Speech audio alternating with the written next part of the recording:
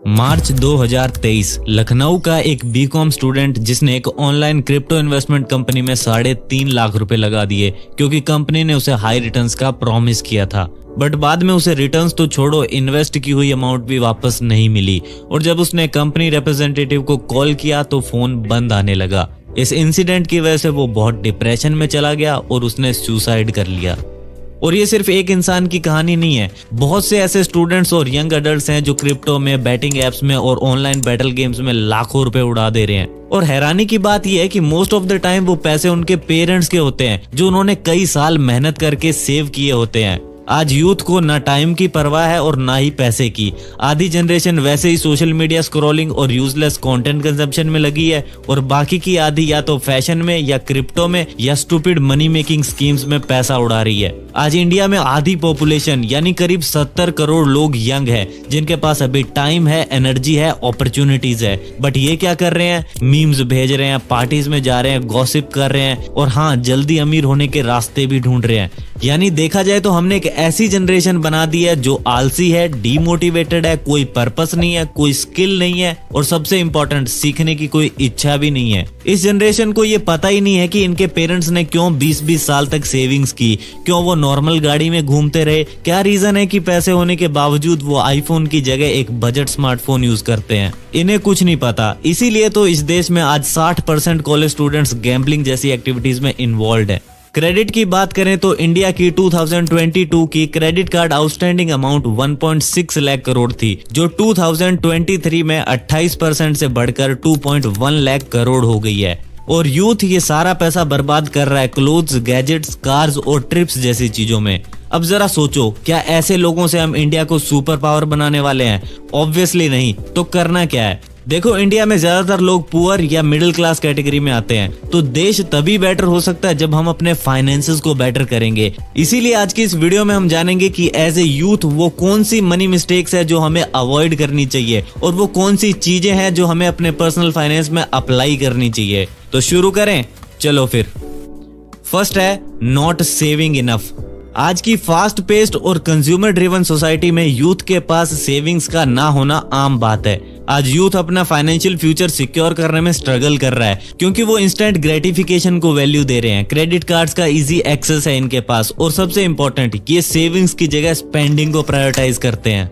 तो चलो अब देखते हैं कि इन सब के पीछे रीजंस क्या है और इसका क्या नुकसान है। सबसे बड़ा रीजन जिसकी वजह से यूथ सेविंग्स नहीं कर पा रहा वो है राइज ऑफ कंज्यूमरिज्म। बहुत ही यंग एज से ही हमें सोशल मीडिया और टीवी के थ्रू मटेरियलिज्म सेल किया जाता है। हमें बैरेज ऑफ इमेजेस दिखाई जाती है गैजेट्स, फैशन ट्रेंड्स और लग्जरी गुड्स की, और यही चीजें यंग लोगों को एनकरेज करती है इमीडिएट वांट्स और डिजायर्स पर स्पेंड करने के लिए। और इंटरनेट ने ये काम और भी ज्यादा इजी कर दिया है। कुछ ही क्लिक्स में आप ऑनलाइन प्रोडक्ट ऑर्डर कर सकते हो और विद इन 2-3 डेज वो आपके डोर स्टेप पर डिलीवर भी हो जाते हैं। इसके बाद सेविंग ना होने का एक बड़ा कारण है कॉस्ट ऑफ लिविंग। स्पेशली अगर हम अर्बन एरियाज की बात करें तो वहाँ कॉस्ट ऑफ लिविंग हर साल बहुत तेजी से बढ़ रहा है। चाहे हाउसिंग प्राइसेस हो, ट्यूशन फीस हो या ग्रोसरी, सब कुछ इतना महंगा हो रहा है कि लोगों के लिए पैसे सेव करना डिफिकल्ट होता जा रहा है। और यंग अडल्ट्स के तो कुछ खर्चे ऐसे हैं जो वो चाह के भी अवॉइड नहीं कर सकते, जैसे कि apartment rent, student loan payment, travelling expenses, ये सब। इसके बाद अगला रीजन जिसकी वजह से यूथ सेव नहीं कर पा रहा वो है लैक ऑफ फाइनेंशियल एजुकेशन। आज ज्यादातर यंग लोग अडल्टहुड में एंटर कर चुके हैं पर उन्हें पर्सनल फाइनेंस और बजटिंग की बेसिक अंडरस्टैंडिंग भी नहीं है। और इसी फाइनेंशियल इलिटरेसी की वजह से हम पुअर फाइनेंशियल डिसीजंस लेते हैं और सेविंग की इंपॉर्टेंस को भी नहीं समझ पाते। और यही बड़े से बड़ा कारण है जिसकी वजह से 90% यंग जनरेशन पे चेक टू पे चेक जीती है। अब सवाल ये उठता है कि इसका सोल्यूशन क्या है? तो सबसे पहले तो यूथ को अपनी फाइनेंशियल एजुकेशन को इम्प्रूव करना पड़ेगा ताकि उन्हें ये समझ में आए कि कहाँ स्पेंड करना है और कहाँ नहीं। दूसरा, अपनी इनकम का 10-20% सेव करना स्टार्ट करो। फिर चाहे उसके लिए आपको नया आईफोन डिले करना पड़े, वेकेशन कैंसिल करना पड़े या वो नए शूज को बाय बाय बोलना पड़े। तो चलो अब बात करते हैं यूथ की दूसरी सबसे बड़ी मिस्टेक के बारे में, जो है lack of money tracking. Money tracking का मतलब होता है अपनी इनकम और एक्सपेंसेस का रिकॉर्ड रखना कि कितना पैसा रेंट में जा रहा है, कितना ग्रोसरी में जा रहा है, कितना इलेक्ट्रिसिटी में और कितना बाकी एक्सपेंसेस में। पर जब हम मनी ट्रैकिंग नहीं करते तो हम ओवर स्पेंड करते हैं, जिससे फाइनेंशियल इंस्टेबिलिटी और डेट दोनों बढ़ते हैं। और यही चीज यूथ कर रहा है। एक तो ये मनी ट्रैकिंग नहीं कर रहे और दूसरा अपने इनकम लेवल के बियॉन्ड स्पेंड कर रहे हैं। और मनी ट्रैकिंग करेंगे कैसे? हमारे यहाँ फ्रेंड सर्कल में दुनिया भर की बातें होती है सिर्फ फाइनेंस को छोड़कर। यंग लोगों में पर्सनल फाइनेंस की बात करना एक टैबू है और बात ना करने की वजह से ही तो वो कभी अपनी फाइनेंशियल लिटरेसी और ट्रैकिंग हैबिट्स को इम्प्रूव नहीं कर पाते। तो चलो अब देखते हैं कि मनी ट्रैकिंग ना करने के क्या क्या कॉन्सिक्वेंसेस होते हैं। सबसे पहले तो मनी ट्रैक ना करने की वजह से एक तो आप ओवर स्पेंड करोगे और दूसरा आपके खर्चे भी पूरे नहीं होंगे। इसके अलावा जब तक आपकी पैसे पर पकड़ नहीं आ जाती तब तक आप अपने लॉन्ग टर्म गोल्स भी अचीव नहीं कर सकते, जैसे कि अपना घर खरीदना, हायर एजुकेशन के लिए जाना या अपनी फैमिली स्टार्ट करना। फाइनेंशियल इनसिक्योरिटी आपके ऑप्शंस को लिमिट कर देती है और आपको फोर्स करती है अपने ड्रीम्स को पोस्टपोन करने के लिए। अब चलो समझते हैं कि इस मनी ट्रैकिंग हैबिट को अपनी लाइफ में कैसे लाना है। सबसे पहले तो एक डायरी में सारे खर्चे लिखना चालू करो, जैसे हमारे पेरेंट्स और ग्रैंड पेरेंट्स लिखते थे। आपने शायद देखा ही होगा कि पहले की जनरेशन कम अर्न करके भी ज्यादा सेव कर लेती थी और आज हम ज्यादा कमा के भी उनसे आधा भी नहीं सेव कर पा रहे। तो नोट डाउन करना पड़ेगा कितनी सैलरी आई, क्या खरीदा, कहां कहां पे किया, कितना सेव किया, सब कुछ। इसके बाद दूसरा सोल्यूशन है चेंज योर फाइनेंशियल बिहेवियर।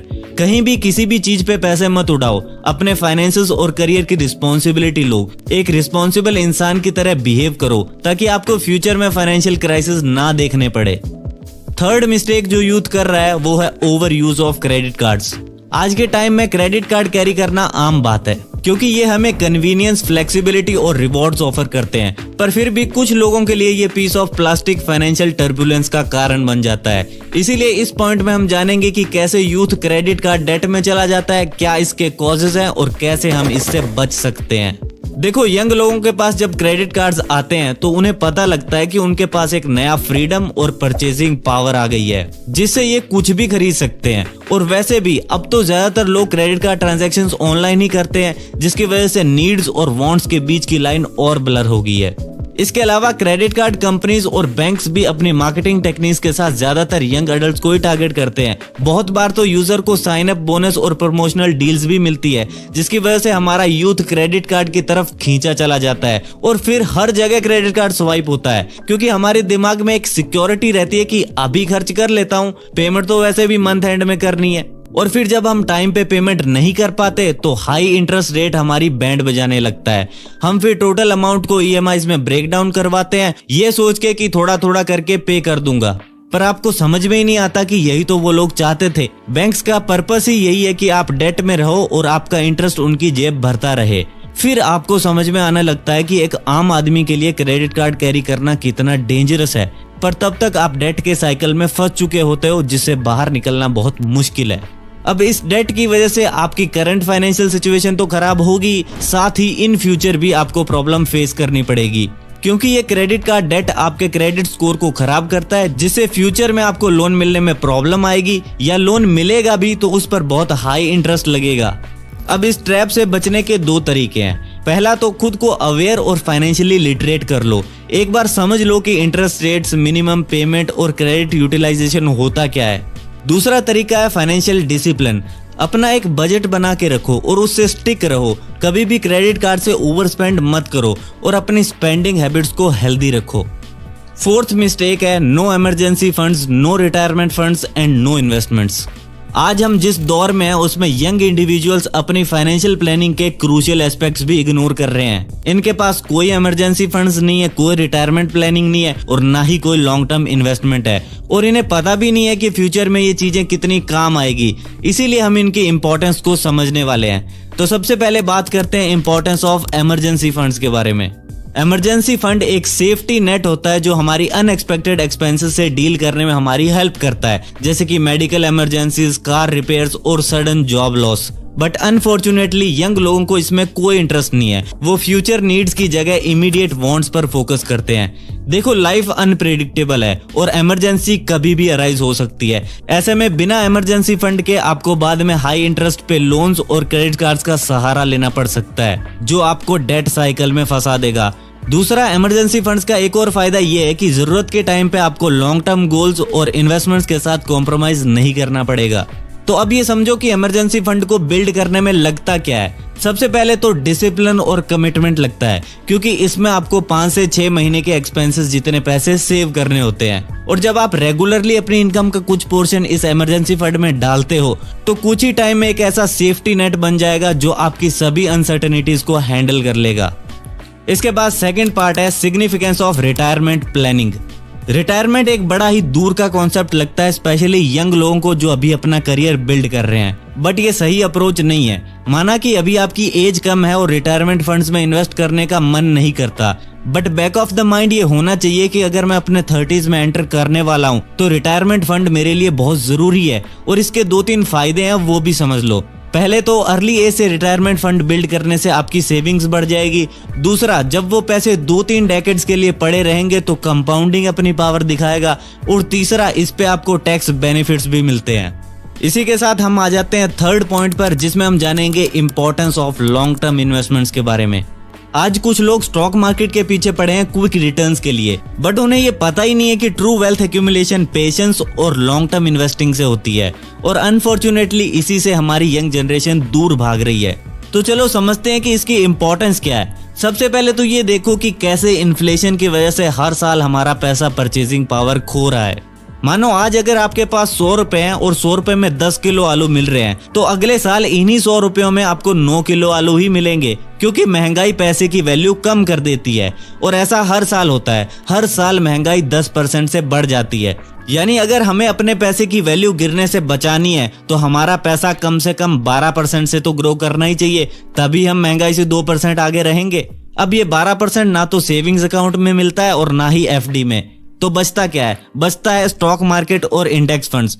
आपको लॉन्ग टर्म इन्वेस्टमेंट्स करनी पड़ेगी, तभी आप इन्फ्लेशन को बीट कर सकते हो। अब इन्वेस्टमेंट भी आपको एक ही चीज में नहीं करनी है, आपको अपने इन्वेस्टमेंट को डिफरेंट एसेट क्लासेस और इंडस्ट्रीज में स्प्रेड करना होगा, ताकि अगर एक इंडस्ट्री वॉलेटाइल हो तो ओवरऑल पोर्टफोलियो पे उसका ज्यादा फर्क ना पड़े। अब इन्वेस्टमेंट की कोई एज नहीं होती। अगर आपने अपना करियर बिल्ड कर लिया है और अगर आपके पास थोड़ी सेविंग्स और इमरजेंसी फंड है तो आप इन्वेस्टिंग शुरू कर सकते हो। तो दोस्तों, आज की इस वीडियो में बस इतना ही। वीडियो पसंद आई है तो लाइक और शेयर कर दीजिए। मैं मिलता हूं आपसे नेक्स्ट वीडियो में। धन्यवाद फॉर वॉचिंग।